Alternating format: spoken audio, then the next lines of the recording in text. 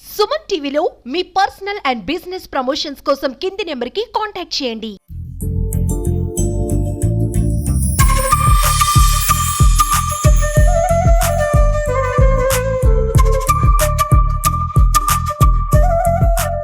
Hi నమస్తే, welcome to Suman TV.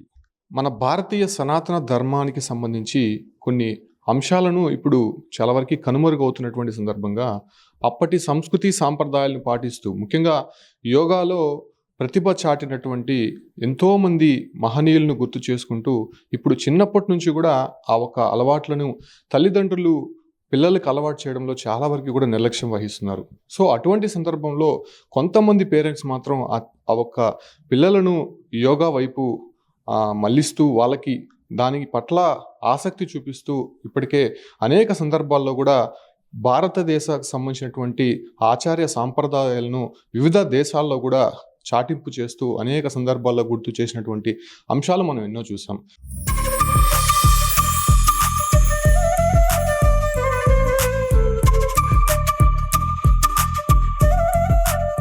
So అలాంటి పిల్లవాడు దాదాపు 9 సంవత్సరాలకు సంబంధించినటువంటి దివ్యానంద్, ఈ అబ్బాయి పేరు. అయితే వయసుకు సంబంధం లేకుండా ఇప్పుడు జరిగినటువంటి 4 దేశాలకు సంబంధించినటువంటి ఒక పోటీల్లో వరల్డ్ నెంబర్ 1గా నిలిచినటువంటి ఈ అబ్బాయి, అంటే యోగాకు సంబంధించినటువంటి జరిగినటువంటి ఈ ఒక కాంపిటీషన్లో దాదాపు 200 మంది పార్టిసిపేట్ చేస్తే ఏకంగా నెంబర్ 1 స్థాయిలో ఈ ఒక అబ్బాయి రావడం అనేది నిజంగా భారతదేశానికి ఒక గర్వకారణంగా చెప్పచ్చు. సో ఆయన గురువుగా ఉన్నటువంటి శ్రీనివాసులు నాయుడు మనతో ఉన్నారు. సో వీళ్ళందరి చొరవతో ఆ అబ్బాయి ముందు స్థానంలో ఉన్నటువంటి పరిస్థితి. తల్లిదండ్రులు ఇద్దరు కూడా వాళ్ళు చిన్నప్పటి నుంచి ఆ అబ్బాయికి ఎన్నో విద్యాబుద్ధులు నేర్పుతూనే ఇటువంటి కళల పట్ల, అదే రకంగానే మన సంస్కృతి సాంప్రదాయాల పట్ల అతనికి అలవాటు చేసినటువంటి కారణంగానే మనం చూసినటువంటి ఇన్ని అవార్డ్స్ ఆ అబ్బాయికి వచ్చినటువంటి పరిస్థితి చూడొచ్చు. అసలు ఆ అబ్బాయి వెయిట్ కంటే కూడా వచ్చినటువంటి అవార్డ్స్ వెయిటే ఎక్కువ ఉంది. అసలు ఎన్ని మెడల్స్ మనం ఆ అబ్బాయి దగ్గర మనం చూడొచ్చు. వాళ్ళ తల్లిదండ్రులు కావచ్చు, అంటే గురువు దగ్గర నేర్చుకున్నటువంటి ఈ ఒక పాఠాల ద్వారానే ఇవాళ మన భారతదేశాన్ని ఒక అత్యున్నత స్థాయిలో నిలబెట్టినటువంటి ఘనత దివ్యానంద్కే మనం ఇవ్వాల్సి ఉంటుంది. ఫస్ట్ అతనితో మాట్లాడదాం, తర్వాత వాళ్ళ తల్లిదండ్రులు, గురువు గారు ఉన్నారు. దివ్యానంద్, అసలు ఇంతగా యోగా పట్ల ఆసక్తి చూపించడానికి, అంటే నీ వయసుకి సంబంధం లేకుండానే చిన్నప్పటి నుంచి కూడా నీకు చాలా ఇంట్రెస్ట్ ఉన్నాడో తెలుస్తుంది. ఎందుకంటే ఇంట్రెస్ట్? ఫస్ట్ ఆఫ్ ఆల్ మా నాన్నగారు 3 ఇయర్స్ నుండి నేర్పిస్తూ ఉన్నారు. జస్ట్ చిన్న చిన్న ఆసనాలు, సూర్య నమస్కారాలు మాదిరిగా. తర్వాత 2nd క్లాస్ నుంచి సార్ దగ్గర ట్రైనింగ్కి వెళ్ళాల్సి వచ్చింది.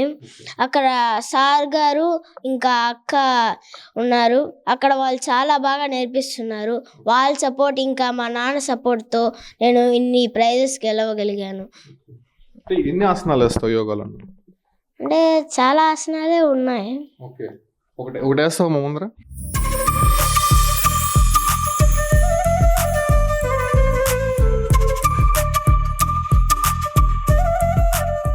సో దివ్యానంద్ అబ్బాయి పేరు.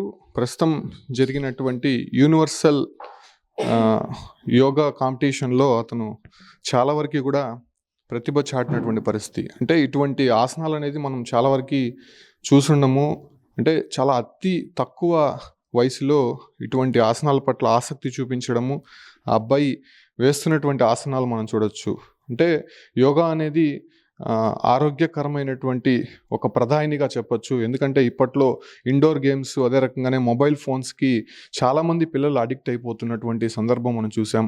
అయితే ఈ అబ్బాయి చిన్నప్పటి నుంచి, అబ్బాయికి 9 సంవత్సరాల వయసులోనే ఎటువంటి యోగా ఆసనాలు మనం వేస్తున్నాడో మనం ప్రత్యక్షంగా చూస్తూ ఉన్నాము. సో ఇలాంటి కళల పట్ల, అదే రకంగానే ఇటువంటి సంస్కృతి సాంప్రదాయాల పట్ల మనం ఎక్కువ కూడా ఆసక్తి చూపిస్తే సంపూర్ణ ఆరోగ్యమే కాకుండా మనం చుట్టూ పరిసరాల్లో ఉన్నటువంటి వారికి కూడా ఒక దిక్సూచిగా ఉంటామనే దానికి ఈ అబ్బాయి నిదర్శనంగా మనం చెప్పచ్చు.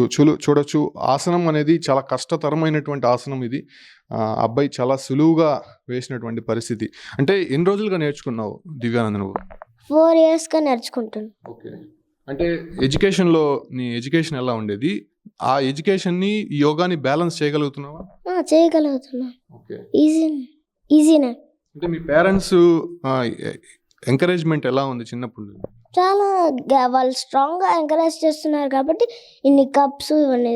వాళ్ళ సపోర్ట్ లేకపోతే ఇంత సాధించేవాడినే కాదు. ఓకే, నీ ఫ్యూచర్ గోల్ ఏంటి? నా ఇంటర్నేషనల్ యోగా మాస్టర్. కంగ్రాట్స్, నిజంగానే ఇంటర్నేషనల్ యోగా మాస్టర్ అవ్వాలని చెప్పి కూడా అబ్బాయి గోల్గా పెట్టుకున్నాడు. సో ఆ అబ్బాయికి విద్యాబుద్ధులు నేర్పడమే కాకుండా ఒక గురువుగా యోగాలో శిక్షణ ఇచ్చినటువంటి శ్రీనివాసులు నాయుడు గారు మనతో ఉన్నారు. ఆయనతో కూడా మాట్లాడదాం. సార్, ఏంటి అబ్బాయి వయసు చూడొచ్చు, చాలా చిన్న వయసు. ఆ వయసులోనే ఇన్ని యోగాసనాలు, అదే రకంగానే వరల్డ్ రికార్డు సాధించినటువంటి ఘనత. సో దాంట్లో మీ ఇన్స్టిట్యూట్ కూడా చాలా వరకు ఉంటుంది. ఎలా ఉండేవాడు అబ్బాయి? నమస్కారం అండి. మొదట సుమన్ టీవీ ప్రేక్షకులకి అందరికీ కూడా నమస్కారాలు తెలియజేసుకుంటున్నాను. అలాగే ఇప్పుడు మీరు చెప్పినట్టుగా ఇంత చిన్న వయసులో, అంటే ఇతను మా దగ్గరికి వచ్చినప్పటికీ చాలా చిన్న వ్యక్తి అన్నమాట. అసలు చిన్న పిల్లవాడు. ఇతను సరిగా మాకు సపోర్ట్ చేస్తారా లేదా, యోగాని సరిగా రిసీవ్ చేసుకుంటారా లేదని కాస్త ఆలోచించాం. మేడం గారు కాల్ చేసినప్పుడు చెప్పాము, చిన్నపిల్లలు తీసుకోమండి, తీసుకోకూడదు, చేయకూడదు, వాళ్ళు రిసీవ్ చేసుకోలేరు. యోగా అంటేనే ఫిజికల్ యాక్టివిటీ కాదు, మైండ్ యాక్టివిటీ. అది వాళ్ళ మైండ్ మెంటల్గా దే ఆర్ నాట్ మెచ్యూర్డ్, కాబట్టి they are not suitable for yoga అని చెప్పాను అనమాట.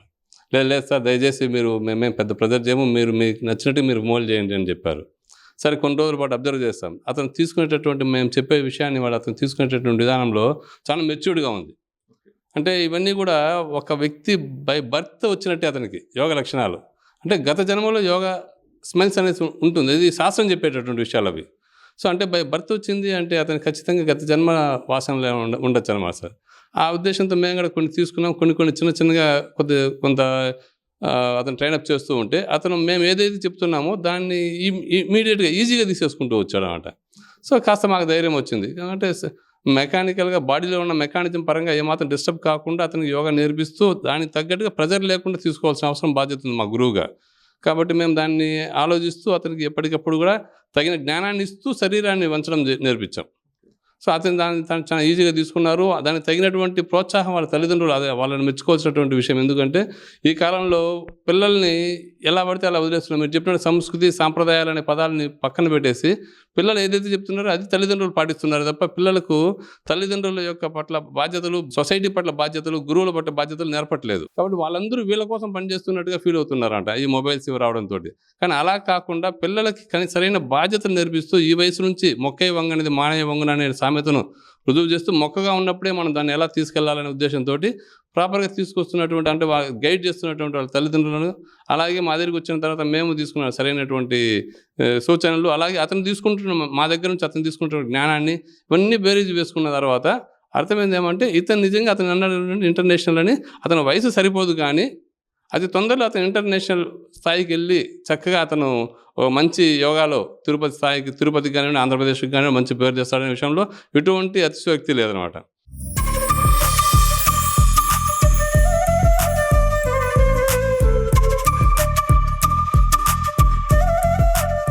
సో కాబట్టి అతను ఇప్పుడున్న పరిస్థితులు అతను కానీ చెక్ చేసుకున్నారంటే, మీరు కొంతమంది ఉన్నారు స్పోర్ట్స్ పరంగా తీసుకున్నా లేదంటే యోగాలో తీసుకున్నా కూడా physically they are fit, flexibility ఉంది, కానీ సైకలాజికల్గా మెంటల్గా దే ఆర్ నాట్ ఫిట్ అనమాట. అలా ఉన్నారు పరిస్థితుల్లో.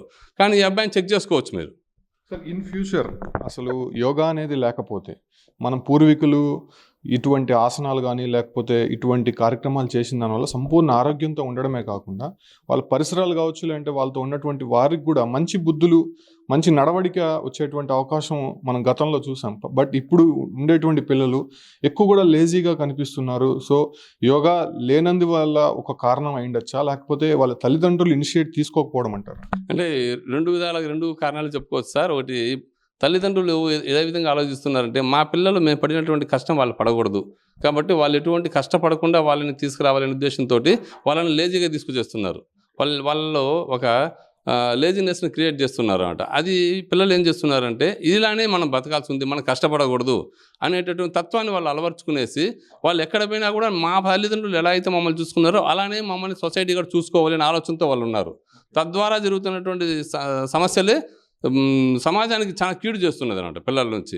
ఎందుకంటే వాళ్ళ దురలవాట్లు కానివ్వండి, వాళ్ళ చెడు వ్యసనాలు ఇవన్నీ కూడా ఎందుకు వస్తున్నాయి అంటే మన ఇంటి దగ్గర నుంచి స్టార్ట్ అయినటువంటి ఆలోచనలు అవి. అలాగే స్కూళ్ళల్లో కాలేజీలలో తీసుకుంటే కూడా అక్కడ ఏమవుతుందంటే ఫీజుల మీద ఎక్కువ ఫోకసింగ్ ఉంది, కానీ చాలా వరకు ఎక్కువ majority of the schools colleges. కానీ పిల్లల యొక్క నడవడిక, వాళ్ళ యొక్క భవిష్యత్తు మీద లేదు. వాళ్ళు చదువుతున్న మార్కులు వాళ్ళ గురించి ఆలోచిస్తున్నాం తప్ప ఎట్టి పరిస్థితుల్లో కూడా మనము వాళ్ళ నడవడిక ఎలా ఉంది, వాళ్ళ బిహేవియర్ ఎలా ఉంది, వాళ్ళ జ్ఞానం ఎలా ఉంది అని చూడట్లేదు. పిల్లలు ఏం చదువుతున్నారు, ఎంత సంపాదిస్తున్నారు, ఎటువంటి ఉద్యోగం మీద వెళ్తున్నారు, ఇదే ఆలోచిస్తున్నారు. సమాజానికి మా పిల్లవాడు ఎలా ఉపయోగపడాలి అనేటువంటి దిశగా ఆలోచించట్లా. కానీ అది ఎందుకు జరగట్లేదంటే సరైనటువంటి జ్ఞానం తల్లిదండ్రుల నుంచి కూడా లేకపోవడం పిల్లలకి. కాబట్టి తద్వారా ఇది సొసైటీలో కొంత డ్యామేజ్ చేస్తుంది. చాలా వరకు ఈరోజు చూస్తున్న బాల్యం నుంచే చాలా దొంగతనాలు, కొన్ని నేరపూరితమైన ఆలోచనలు ఇవన్నీ వస్తున్నాయంటే అందుకు కారణం ఏమంటే మొక్కై వంగలేదు. సో అది మానైనాక వంచనో కాదు, అది తెలిసిన విషయమే. కాబట్టి అందుకోసమే ఈ యోగా అనేటటువంటిది మన సనాతన ధర్మంలో మీరు చెప్పిన విధంగా సనాతన ధర్మంలో శాస్త్రపరంగా తీసుకున్నామంటే యోగా అనేది మన భవిష్యత్తులో మన నడవడిక చూపెడుతుంది. మనిషి సమాజం పట్ల అతను, కుటుంబం పట్ల అతను, సమాజం పట్ల అతను ఎలా నడుచుకోవాలో చూపెడుతుంది. అందుకోసము శరీరాన్ని అలాగే మనసును, మన ఆలోచనలు కూడా కంట్రోల్ చేసుకునేటటువంటి విధానాన్ని ఒక్క యోగ శాస్త్రంలో మాత్రమే ఉంది. అది దాన్ని సరైన విధంగా సరైన రీతిలో కానీ నేర్పించగలిగితే చక్కటి సమాజాన్ని ఇట్లాంటి పిల్లల నుంచి చక్కటి సమాజాన్ని మనం ఏర్పాటు చేయగలుగుతాం అన్నమాట. ఇది ఒక సనాతన ధర్మానికి కావాల్సినటువంటి సూచనగా తీసుకొని పిల్లలందరికీ కూడా యోగ శాస్త్రం పట్ల అలాగే మన పురాణాల పట్ల కొంత అవగాహన కల్పించగలిగితే ఈ పిల్లల మంత్రాలు కానివ్వండి అవన్నీ కూడా చాలా చక్కగా వాళ్ళ తల్లిదండ్రులు చిన్నప్పటి నుంచి నేర్పించారు. సో ఇవన్నీ కూడా వాళ్ళ మానసిక స్థితిని ఇక్కడ నుంచి ఒక క్రమశిక్షణ తీసుకెళ్ళగలుగుతుంది. కాబట్టి ఇవన్నీ శాస్త్రాల పట్ల కూడా మనకు అవగాహన మన తల్లిదండ్రుల నుంచే రావాల్సి ఉంది. మన కుటుంబంలో మన ఇంటి నుంచే ప్రారంభించాలా. బయట వాళ్ళ మీద మన ఒత్తిడి పెట్టకూడదు, బయట వాళ్ళ మీద మనము నిందించకూడదు.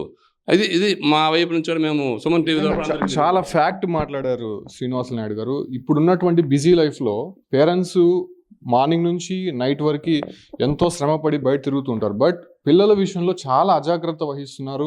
పిల్లల్ని ఎవరికో ట్యూషన్ మాస్టర్లకో లేదంటే స్కూల్లో ఉండేటువంటి టీచర్స్కో లేదంటే వాళ్ళ పని వాళ్ళకో వాళ్ళ కేర్ టేకర్స్కో వదిలేసి వాళ్ళు ఎలా నడుచుకుంటున్నారో కూడా తెలియనటువంటి పరిస్థితి. సో ఈ సందర్భాల్లో వాళ్ళు చెడు నడవడికిని ఎంచుకొని ఆ వైపుగా వెళ్ళిపోతున్నటువంటి పరిస్థితులు మనం చూసాం.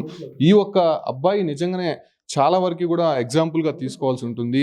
ఆ అబ్బాయి తల్లిదండ్రులు మనతో ఉన్నారు. ప్రవీణ్ కుమార్ డాక్టర్, అయిన ఆయుర్వేదిక్ డాక్టర్, అదే రకంగానే తల్లి బిందు. అంటే వీళ్ళిద్దరూ ఇనిషియేట్తోనే ఆ అబ్బాయి చిన్నప్పటి నుంచి ఇట్లా యోగా వైపు కావచ్చు, అంటే సూర్య నమస్కారాలు, అంటే మన పూర్వీకులు ఎలాగైతే కొన్ని ఆచార వ్యవహారాలని పాటిస్తున్నారో అదే రకమైనటువంటి అలవాట్లను అలవాటు చేశారు. నిజంగా ఈ తల్లిదండ్రులకి కొంత హ్యాట్స్ ఆఫ్ అనేది చెప్పచ్చు.